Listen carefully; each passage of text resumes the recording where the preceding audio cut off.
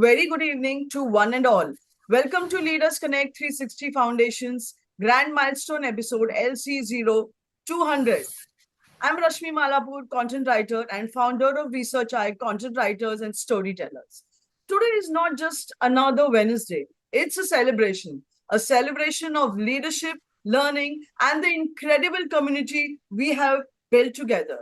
Leaders Connect 360 Foundation is a non-profit organization aligned with the United Nations Sustainable Development Goals. Our mission is clear to invite 1,000 plus leaders and create a million leaders. Every Wednesday, we come together from 6:30 p.m. to 7:15 p.m. IST on Zoom Live to gain insights from top management leaders. And once in every quarter, we take it offline in different cities to network, support, and grow together. Because at Leaders Connect 360, we strongly believe that leaders create more leaders. So let's go on with our agenda today. Agenda for today is 6:30 p.m. to 7:15 p.m. a power-packed episode featuring our esteemed guest, Mr. Chidu Subramanian, VP, Sales Transformation and Operations, Virtusa, Netherlands, Europe. In conversation with panel discussion leader Ms. Varsa, Nishanth, learning and development consultant and life coach.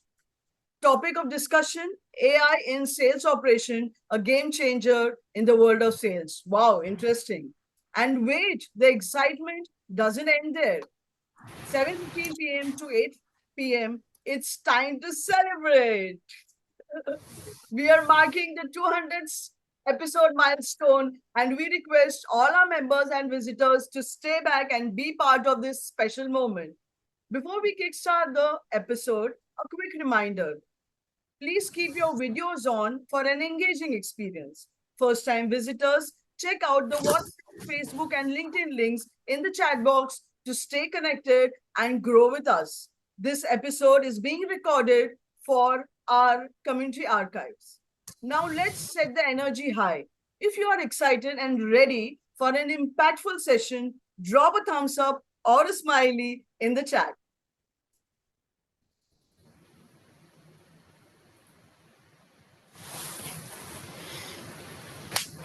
Fantastic. And before we introduce our guest, let me also introduce our own Mr. Pankaj, Managing Partner, Bija Training. We will be interacting with our guest alongside our panel discussion leader, Ms. Varsa. Without further ado, let's get started. Over to you, Mr. Pankaj. Thank you so much, Ms. Rashmi. Thank you so much. And good evening, everyone, on behalf of the Leaders Connect, Bija Training, and the Master Leadership. And thanks for, putting the contact the right way and bringing that energy which is required. And yes, I can say that the energy which people like you have put in, and that's the reason we are here from LC01 to LC200, right? And nothing could have been better than having somebody like Mr. Subramanian, right, to be a part of this 200th episode today. And the topic itself is very interesting, right? With a universal topic that sales, right? And that too with the AI. So for sure, we are going to have something new learning from Mr. Subramanian today. And yes, rightly told by you that it's not just an ordinary episode today. It's a grand event and we are going to celebrate it for sure. And yes, I would like to thank, instead of welcoming everyone here on 200th episode, for making it today on this Wednesday evening. So yes, before we move forward, I would like to welcome our panel discussion leader and our guest, Mr. Subramanian, through a welcome video, official welcome video, which will help you to know more better about our guest and our panel discussion leader. So Arul, can we have the welcome video, please?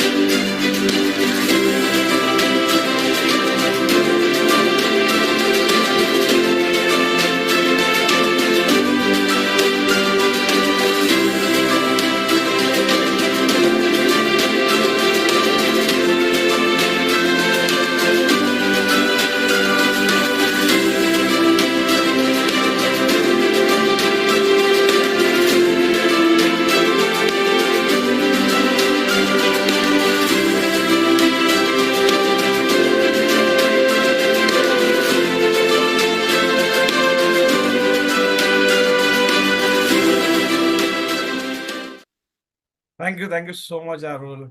And here I welcome you, Mr. Subramanian, to the forum. Welcome, sir. Thank you for accepting our invitation and our request to be part of this. Welcome, sir. Thank you, Pankaj. Thank you, all of you. Right? So, I over to mean, you, Varsa, for the panel you can discussion. We can take up with Mr. Subramanian. you can Thank you just so address much. me as Chidu. Subramaniam is really my dad's name, so you can just address me as Chidu. Right? That's fine. Thank you, sir. Thank you so much. Yes, Miss Varsa, you can take it up. Hi, Chidu. Thank you for setting you know, an easy way to call you. That really helps. I was a little, confused to always call you as Chidu or in what way. So it's a pleasure to have you, with us today. With your extensive experience in sales transformation across global markets, I'm sure you must have seen firsthand how AI is reshaping the way we sell. From your perspective, what's one AI driven change in sales that excites you the most? Well, it's just the well. Thank you. First of all, thank you for all the welcome, right? And I appreciate the opportunity. Thank you to Prakash, whom I'm known for a better part of my life since going back to all the way to primary school. So thanks for that.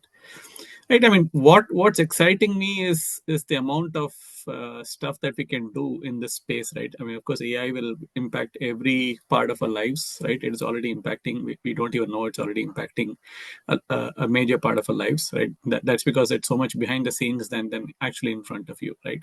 But specifically in sales and sales operations, there is a lot of scope because right now what we're seeing is really the tip of the iceberg, right? The tools and the automations that we're seeing in the market, it's really very nascent, right? And a lot of it I can say is less mature, if I can use that, because and also companies are very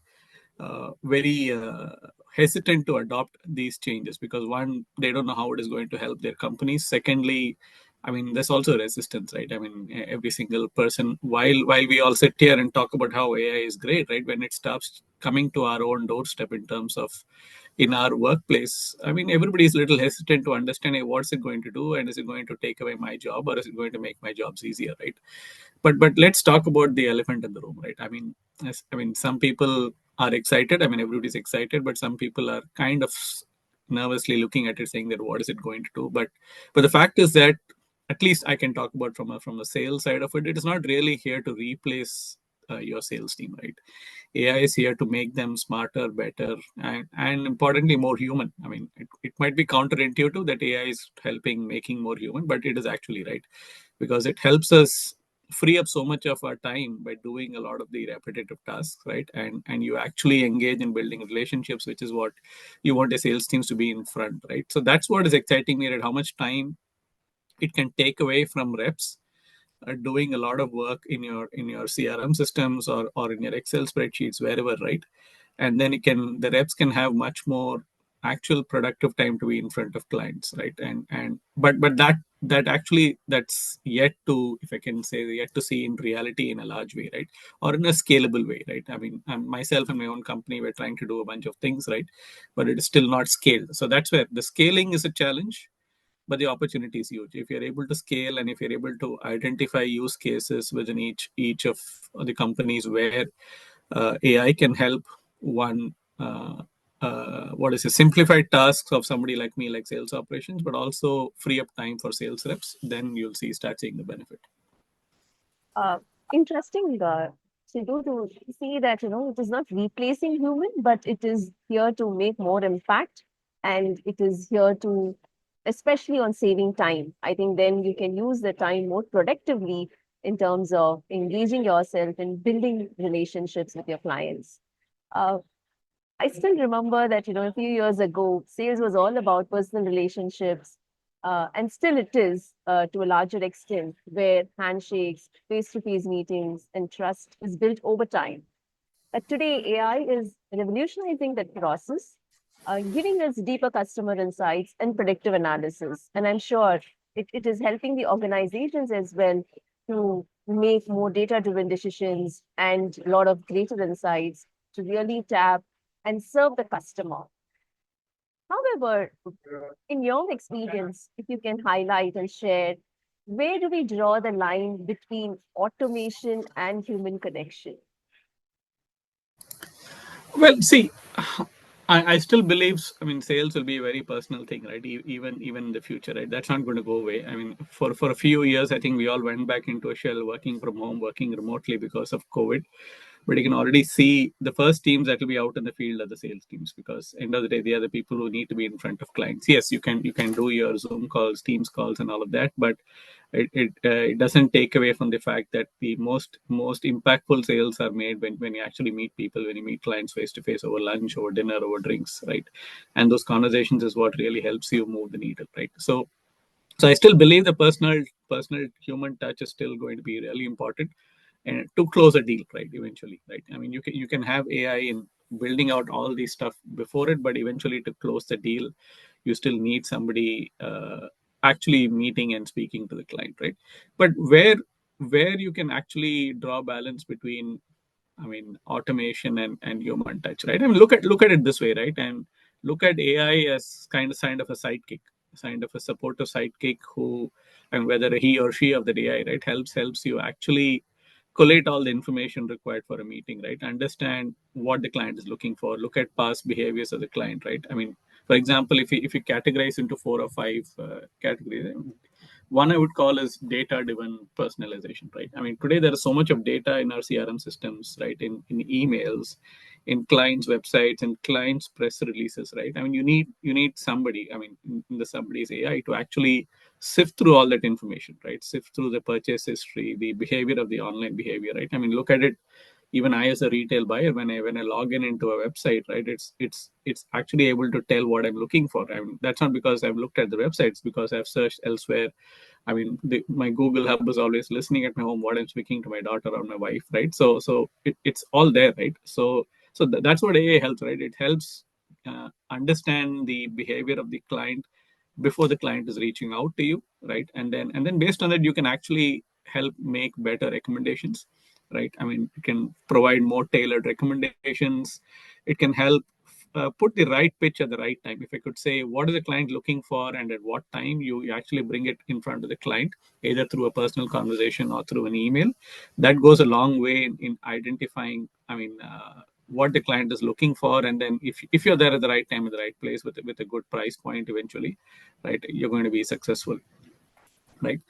And then look at it as, I mean, we're seeing this chatbots and virtual assistants, what you call agentic AI, that's been there. I mean, Salesforce launched their agentic AI very recently, right? It's making a lot of reps, right? Look at these chatbots as the first line of, I won't first line of defense, if you call it, the first simple conversations that these chatbots can do, right?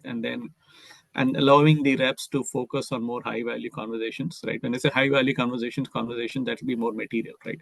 So the first time a client is reaching out, a chatbot can easily find out, hey, which industry the client is, what is the client looking for, right? And do we have similar services, and actually put across a few options, right? But then I think it's important to understand, you follow up that conversation with a personal conversation. You follow up, identify what it is, and then follow up with an actual person speaking to the client, or responding through email or chatting, right? Because that's where a lot of the companies kind of fall, right? They kind of implement these chatbots and think overnight things are going to change, right? Things are not going to change. I mean, we're seeing multiple issues. I mean, classic examples are these travel agencies, right? I mean, not only here but also in India, right? A lot of travel agencies that you have, they just have chatbots to solve your customer queries.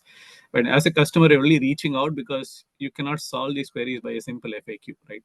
If there is a simple FAQ, I mean, you can always solve it, but you're trying to reach out to a person, because you can't solve it by just a chatbot. You want to really speak to somebody, right? And if that company doesn't follow up with an actual person, right, and that's where the customer service falls flat. So chatbots are good, but you need to follow up that with personal connection, right? And then look at, I mean, personalized automated outreach, right? So for example, you want to draft an email to a potential client, right? I mean, but still you can use AI to make that more personalized. You can, because AI can help you what the client is looking for, right? Understand that person's behavior. There is a lot of sentiment analysis tools available, right? So you can the bot can listen into the conversation, and then tell you, hey, is that conversation good? Is that conversation going nice, or is the client really unhappy with that conversation? And then you can follow up with a very perfect message, right? So instead of sending out a very generic message, right, AI can really help draft more personalized emails. And that's what I'm saying. AI can make you more personal, right? So, for example, for any problem today, if you go to Chat GPT, right, and then you ask for a solution, right, you get a bunch of things that Chat GPT will give you, but by the reading of it, you can really say that's an AI generated outcome, right? But the same Chat GPT, when you try and say that, hey, humanize that response a little, right, I mean, you would get a 90% human response. So while AI can help you get information and respond, it can also help you personalize that message to a large extent and then make it more human sounding, right? uh, it is nice, it's also scary, right? So you really don't know what you're actually reading. So there's a lot of plagiarism going on, right, by using these tools, right? So you really need to be careful that you don't actually copy an output coming out of an AI, but really make an effort to customize it to your needs, to the customer's needs, so that the customers are not thinking, hey, I'm just getting a canned response when I'm actually talking to a person, right? And then, yeah, we talked about real-time coaching recommendations. This is a bit nascent, right? I have to say, bots listening to your conversation and then telling a real-time what is the sentiment of the client. It's very nascent. It is there in theory. I haven't seen it working. There are some tools in the market that claim that they're able to do, but I've not seen it working personally, right? Whether you can actually have an AI listen into your conversations, what happens to the privacy of that, right? I mean, your client really needs to know that what the client is saying is not just getting recorded, but it's going to a third party server, right, being transcripted, right? So some of them might not be comfortable with it. So there's a privacy issue to it, right? Yeah, finally, I mean, I think it's important to understand that we're not enhancing, we're not replacing the human touch, but actually enhancing that human touch, right? And all of us, if we get comfortable with the fact that working on a computer is different from working with a computer, right? I think it's very important to understand that. I mean, we are all working on a computer, but are we comfortable working alongside a computer, which is an AI, right? So you do a bunch of work, right? Tools, you do a bunch of deliverables, AI delivers a bunch of it, then you consolidate and take it forward. I think that's where we really need to be comfortable, right? If you get comfortable there, we won't get it overnight, and I'm not comfortable. But if you get to that point where you're able to allow somebody else who's not a human to do part of your work, and then trust that, and then add your work on top of it, and then deliver the outcome, I think that's where the benefits of AI, at least on sales, is going to be. Uh, Thank you, Chidu, for sharing a lot of insights here. What I really can capture here is one, always, though there is a technology intervention coming in, but however, the human touch still plays a crucial role and it will continue to play.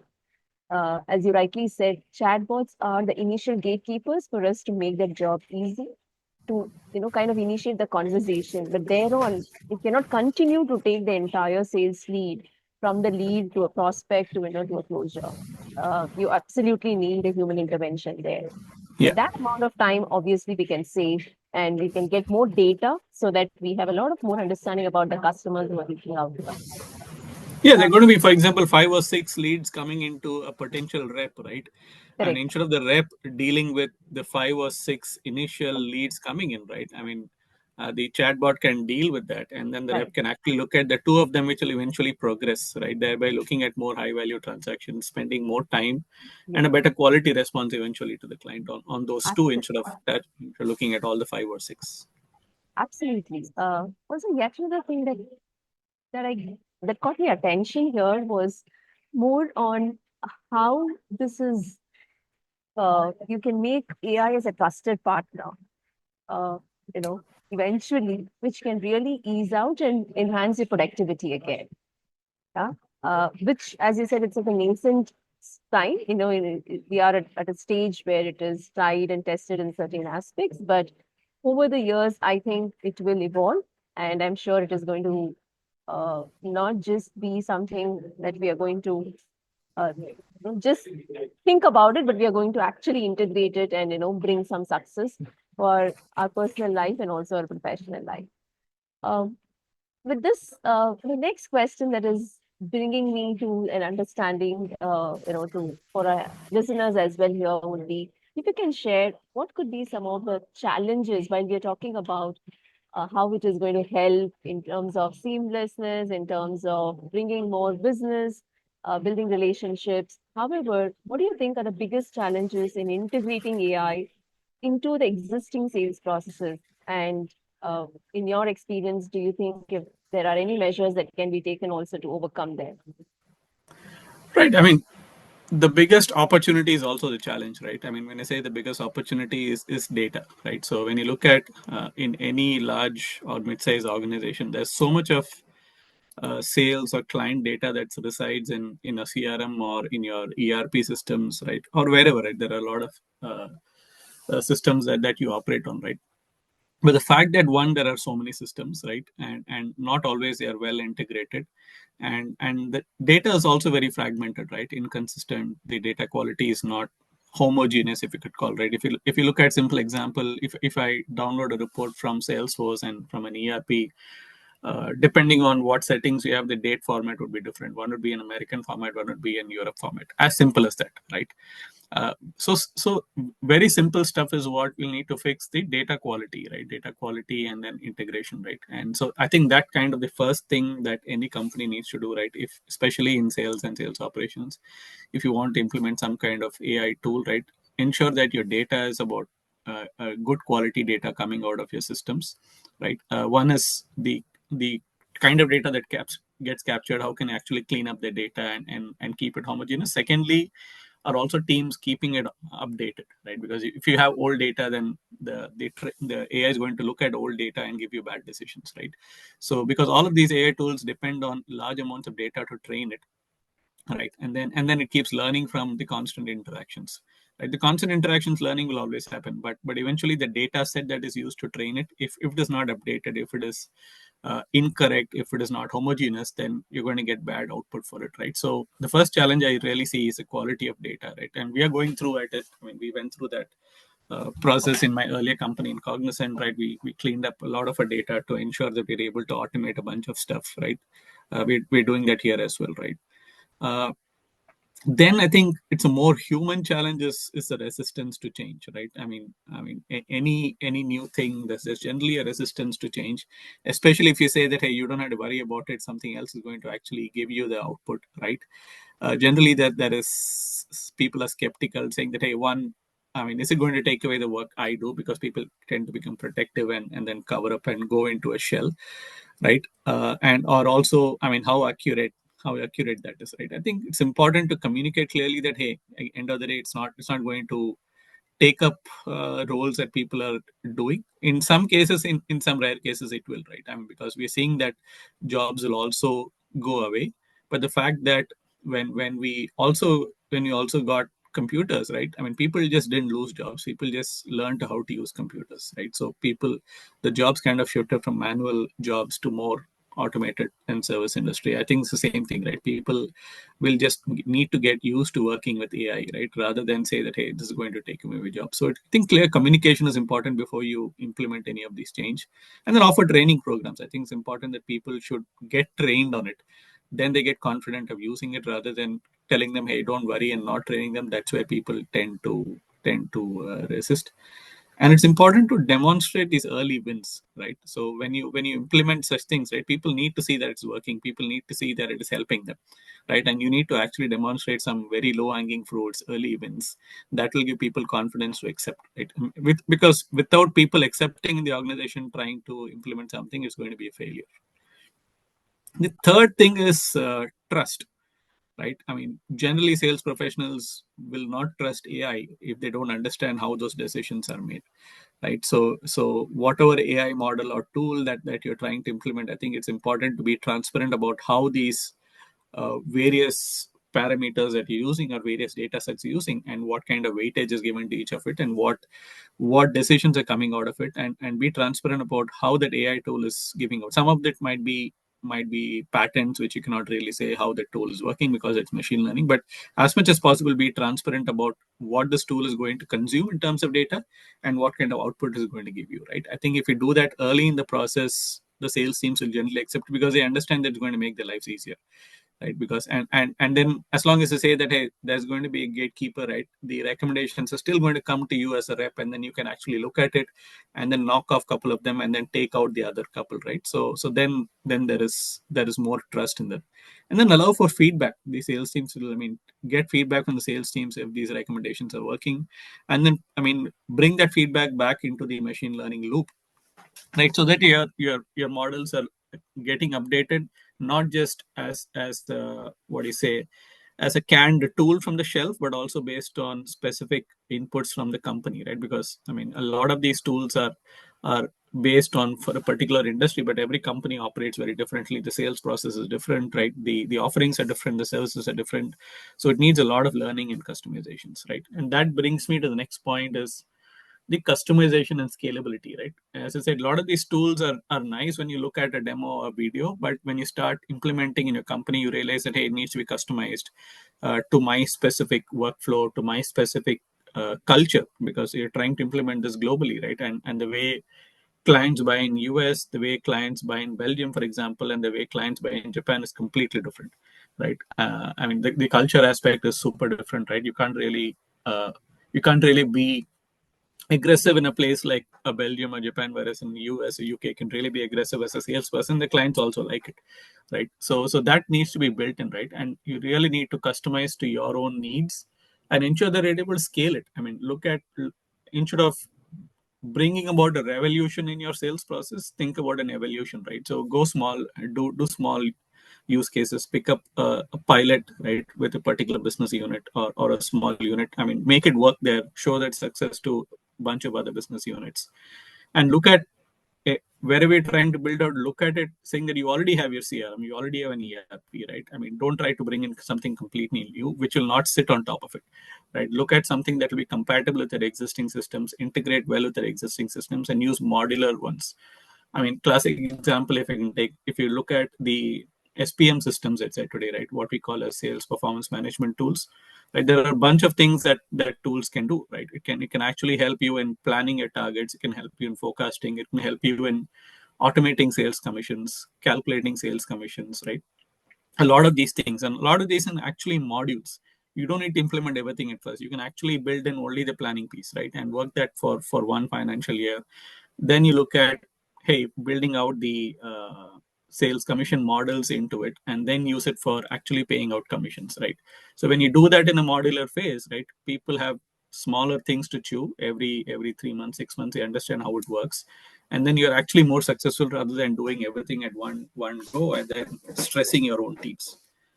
And finally, any business will want to see ROI, right? And they'll want to see what's the return on investment for making this. So it's really important to identify what's that ROI very early, right? And then articulate that well, right? It's important to call out, hey, is it really going to save cost? Is it going to bring in more sales? Or is it going to free up your sales teams and then they be more productive? Is it an increased productivity? In a lot of the cases, it's more productivity, right? What we do in sales operations, it's not about reducing costs, it's not about increasing revenue always, because it's very extremely difficult to say that, hey, by implementing the AI tool I can increase sales 3x or 4x, right? Whoever is claiming that is, I don't know if they can really do that when they're given that job, right? But it's about increasing productivity. You're able to give more free time to your sales teams, actually they can go meet more clients, right? I think that's what matters.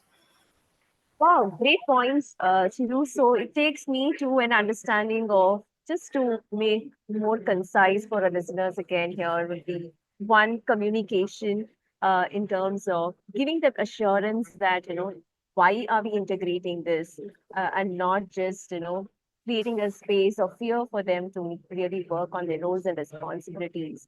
Also to see how, from leaders' perspective, how integrating this can really enhance our sales, overall the sales performance or the sales operations, not just in terms of the revenue, but as you said, more on the ROI that we see. So that communication coming from leaders can really help everybody in the team to align and see. The second C that stood out for me is, uh, take a small case study, integrate it, celebrate that wins.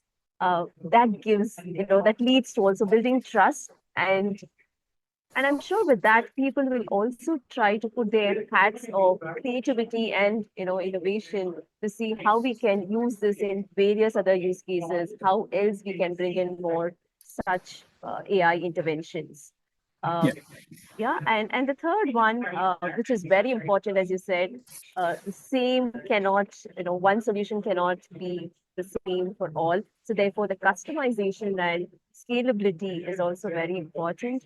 So therefore, it's three C's. Apart from, I'm sure you said 7, 8 points, but I think these three are very crucial and critical. Um, so this, as we're talking about data, no matter we have customization, no matter we have very much specific to our own needs. However, as you also said, that it's revolutionizing the decision making for leaders. But there is also a concern that we often hear. It's about the data accuracy and the biases of how this is giving such insight. How true is that? So, how can sales leaders ensure that AI driven insights they still remain fair, reliable, and truly valuable? Yeah, good question, right? And this is where it becomes more and more tricky, right? I mean, because we start looking at outputs that AI is giving, right? How do you really understand if there is a bias involved in it, right? Unconscious bias, as you call it, right? And I mean, again, it depends on two things, right? Depends on what kind of data you're using to train that model, right? Because I mean, as consumers, none of us actually training the model, right? I mean, we are actually buying models off the market, unless you're developing a LLM yourself, right? Large language model yourself, which only really big companies, you see ChatGPT and then something coming out of China, right? They're actually developing their own LLMs, right? So that's where you really train the models. But otherwise, the only training that you give to a model of the shelf is your data, right? In this context, your sales data, right? So it's really important that you give really good quality data and on an ongoing basis, so that the model is able to learn. And as we talked about, diverse sets of data, right? Not just data from one set of service line or one set of business unit, but a diverse set of data which talks about multiple offerings that you have to do with multiple different types of clients in different markets and different industry verticals, so that the information there is really diverse, so that you know that the results that coming out of it is not a sample set of a small set of information, right?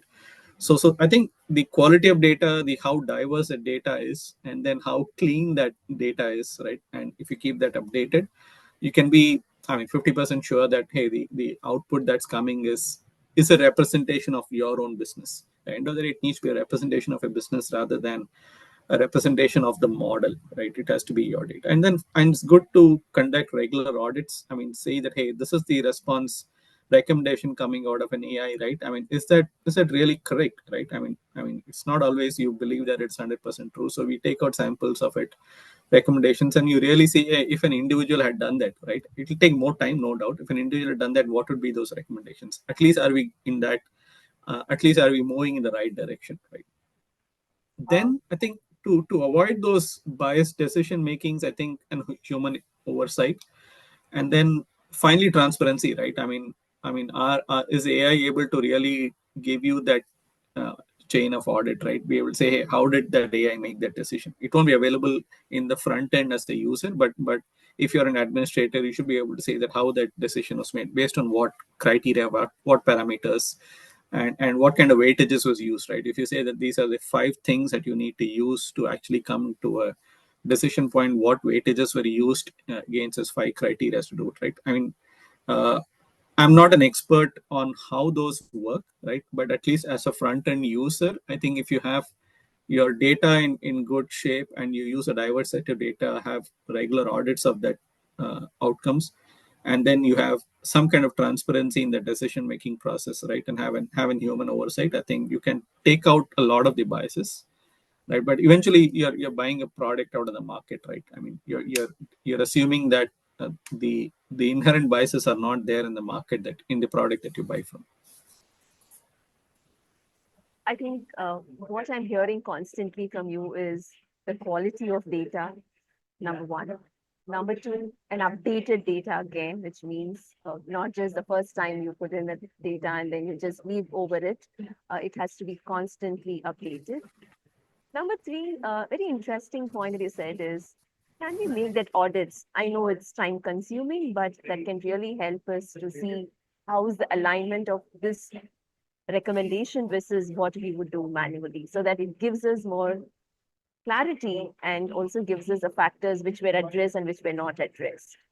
Um, that really makes a lot of difference. I know biases would be there to a certain extent coming in when human intervention is there. However, can AI help us to reduce and how we can actually strike a balance? I'm sure AI can help us, going along. Uh, Very interesting. As you said, we can still find this data to be more relevant. But however, one of the questions that our listeners had was, well, AI is there to automate the repetitive tasks, which we were talking about. Sales still requires, which is also agreed that, about the human intuition, the creativity, the relationship building, all of these elements play a crucial role. So, how can businesses strike the balance between AI-driven automation and the human expertise?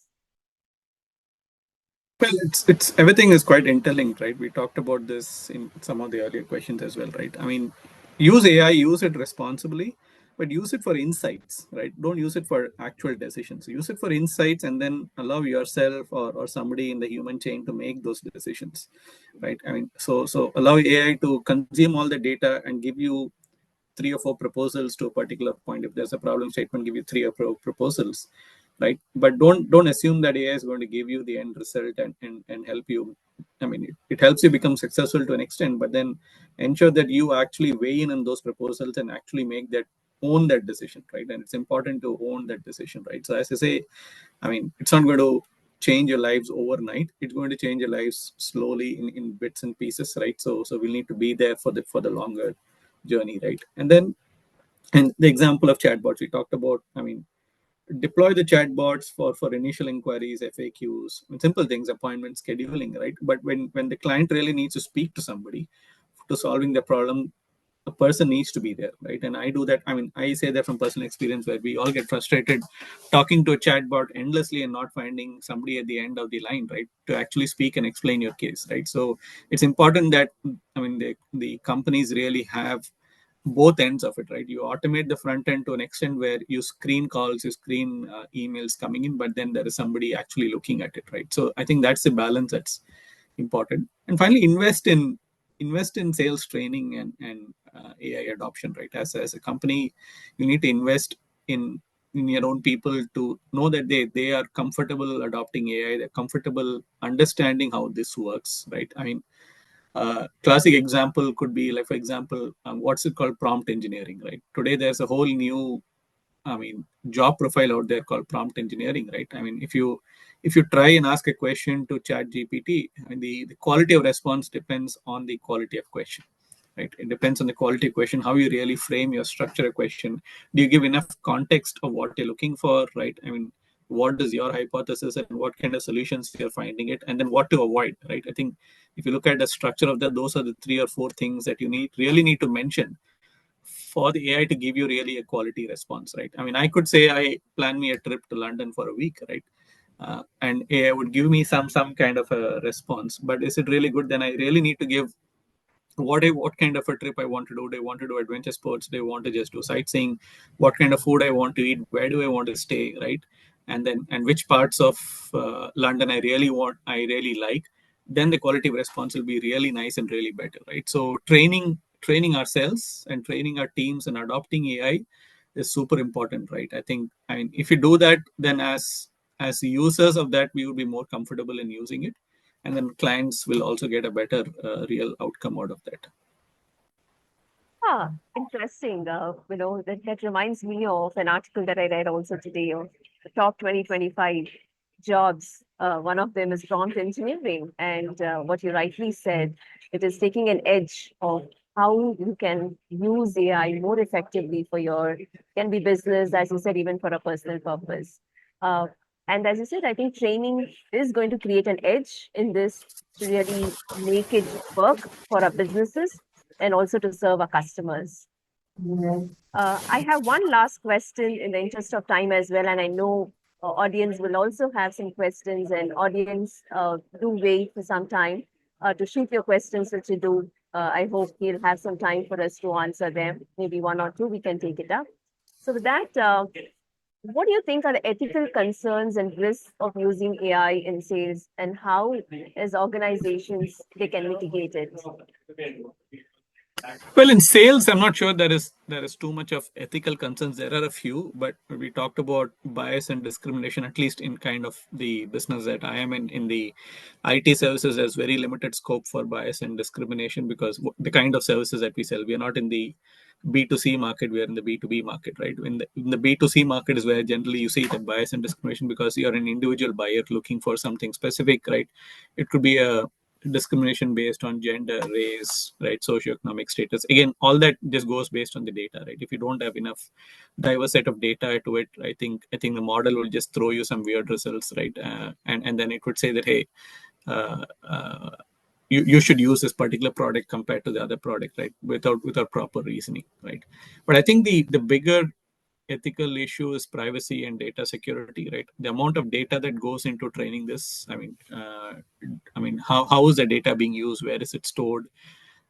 Every country has their own now data security laws. For example, GDPR in the Europe, right? I'm sure there's equivalent laws in every other country as well, right? How is the data used? Where is it stored? I mean, who has access to it, right? Is the model just looking at it, or individuals are looking at the data, right? Which is client information, client buying patterns, and everything, right?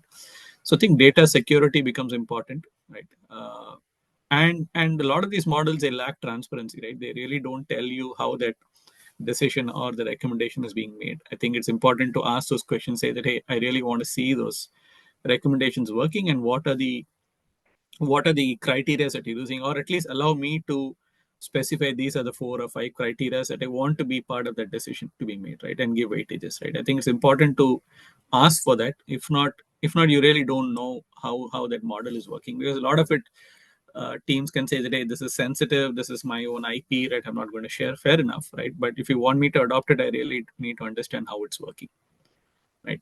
I think one thing that we're already seeing is price discrimination that's already there, right? Because of AI tools, right? I mean, simple things. If you try and order food from restaurants and order that from an iOS device or an Android device for the same restaurant, same menu, you already see the price difference, right? You already see that while ordering an Uber, right? I don't know why, but those price discrimination. I don't know if people believe that by using an Apple phone you have more money compared to an Android, which is absolutely not true. But those kind of things are there in the market, right? How do you really take out that, right? I'm not sure if that's a solution to it, or um, what rules have gone into those building those AI models, right? And finally, at least not in the sales side, but there is a risk of deep fake and impersonation, right? There is a huge issue around how AI is being used for all the wrong reasons, for editing videos, editing messages, even if it's a 10-second video by somebody, that it can create a lot of chaos in the society, right? So I think those are the real challenges that comes out of AI. It's important to be aware of it, right? I mean, important as individuals not to trust anything that's out there without doing your own research, because today, if you keep scrolling on Instagram, there is a lot of videos that say really don't know what's real, what's fake, and whether somebody really told those words, right? So it's important to do your own research, and you don't have to fact check everything, but it's important to do your own research, not just believe what's out there, right? But that's a little less impactful in a services industry like ours, but it is more impactful in a society like ours, definitely. Um, I think what you're saying is B2B is very different versus B2C. And obviously, we'll have to be more mindful of in which way we are using AI, in what kind of a business model are we using it. And as you said, yet another point talking about in terms of being more transparent to really understand what is the algorithm that is being used, what are the metrics that are being used, and is there an opportunity for us to understand to align to what we needed? Is it customized as per what we are looking as patterns to emerge? what recommendations we are seeking for. That's when I think AI can really help us. So what I feel having a conversation with you, Chidu, for the last about half an hour, 45 minutes or so, is AI is a tool to enhance and not replace the human expertise in sales or in any ways. And striking that is a key balance.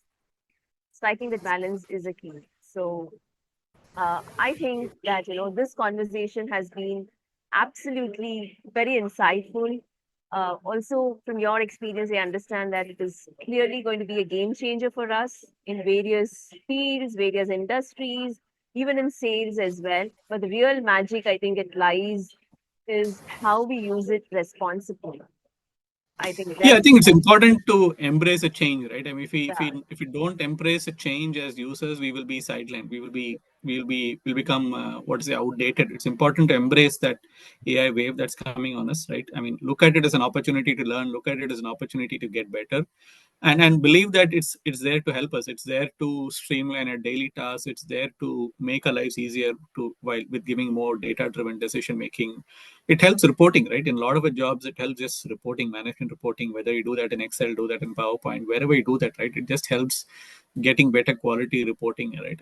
And finally, it gives you little early warnings that you can actually look at, right? I mean, you can really look at and then decide whether it is good or bad. So I would say look at it as an opportunity rather than as a challenge, right? I mean, and then I think it just becomes much easier to adopt. I think embracing, as you said, is the key here for us to learn and also to see how we can make it more beneficial for us in the ways that can really help us work better, be more productive. And I'm sure I also had a chance to read through one of your articles recently where you have given a lot more insights on it. So people feel free to go to Chidu's LinkedIn, and there is a very detailed uh, blog that he has written over this to get some more insights on this. And with this, I'll take a pause here and give the floor back to Pankaj to take this over. But thank you, Mr. Chidu, for sharing such valuable insights, and thank you for all who have been here today for this conversation. It was absolutely insightful, and I'm so glad to be here for a milestone celebration event, which I always love. And Prakash gives me this opportunity, and I'm truly honored to be here. Thank you so much. Thanks, Varsha. Thanks a lot. Thank you, Ms. Vaisha. Thank you so much. And thank you, Mr. Subramanian, for taking this so well. And yes, I can also second my thought to what you said. I mean, AI is just another advancement to the humans, how it was computerization earlier, right? And then it happened the automation and now the AI. And yes, for sure, AI is not a as such a threat, but rather AI is a reflection of what we are. So AI cannot be smarter than us, right? What we feed is what we get, right? So how better we utilize the AI, what that you talked about the prompt engineering, right? So it gives us the information in more balanced way or rather in more presentable way rather so we should be clear about what we want from it and what we get after giving it the instruction. So, right, this is what my takeaway from the session for last 30-35 minutes. Let's see what people have understood. So that will happen through a mode of a quiz. So I would like to invite Miss Pooja to ask a quick quiz question, and the winner of today's quiz will get a book written by Mr. Ronak Meswani called Dear You Will Be Loved. So over to you, Miss Pooja, for a quick quiz question, and let's see what people have understood today. Thank you so much.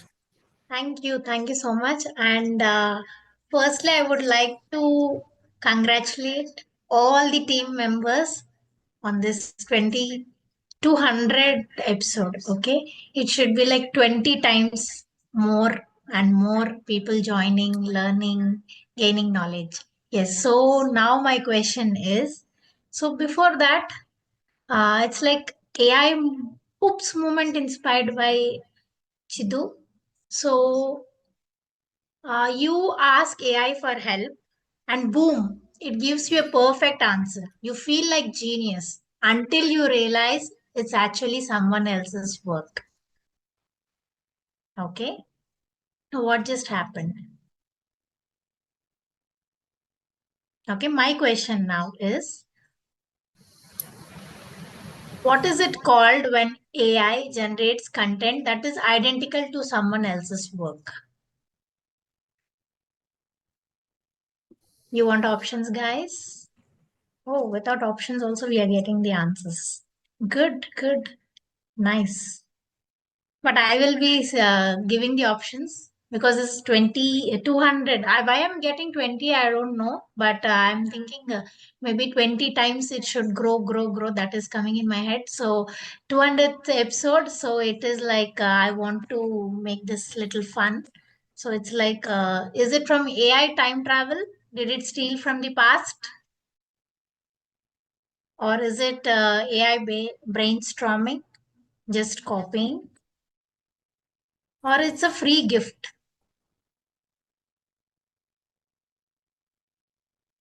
Or like the answers that we are getting? D. Any answer as per you? What's the question? Come again.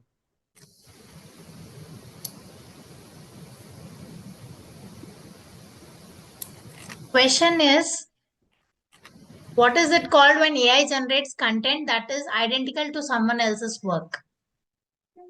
Options are actually I'm also giving the options on the chat box. Yeah. A option is AI time travel, AI brainstorming B, C a free gift, or D plagiarism. It's my luck. It's my luck. So, who's the winner? I believe. Yeah. Pankaj, go on. So we give it to Mr. Prabhakaran. So there is I gave options. There is Harish who said D option, and it's Prabhakaran who has given the answer without even like giving the options. So what to do now? So we give it to the first person then. Okay. So it goes to Mr. Prabhakaran, right? Yes. Congratulations, Mr. Prabhakaran. You are the winner for the quiz today. And you will be given a book written by Mr. Ronak Maswani, Dear, You Will Be Loved. And Mr. Arul will do the needful for that. Thank you so much. And You I would also tell because I have given the options and Harish has did that. I will be giving my lifestyle liberation book to Harish. Oh, good. Congratulations, Mr. Harish. Congrats to you too. So here you get a chance to ask one quick question to our guest, Mr. Prabhakaran, and then we move forward because already we have crossed our time and it's 7:27. So you can ask your quick question and then we move forward.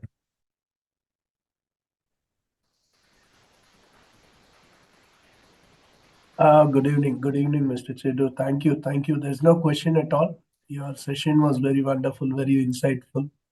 I loved the entire stretch. I want to record my appreciation for this. Thank you so much for being Thank with you. us. Thank you, Prabhakar.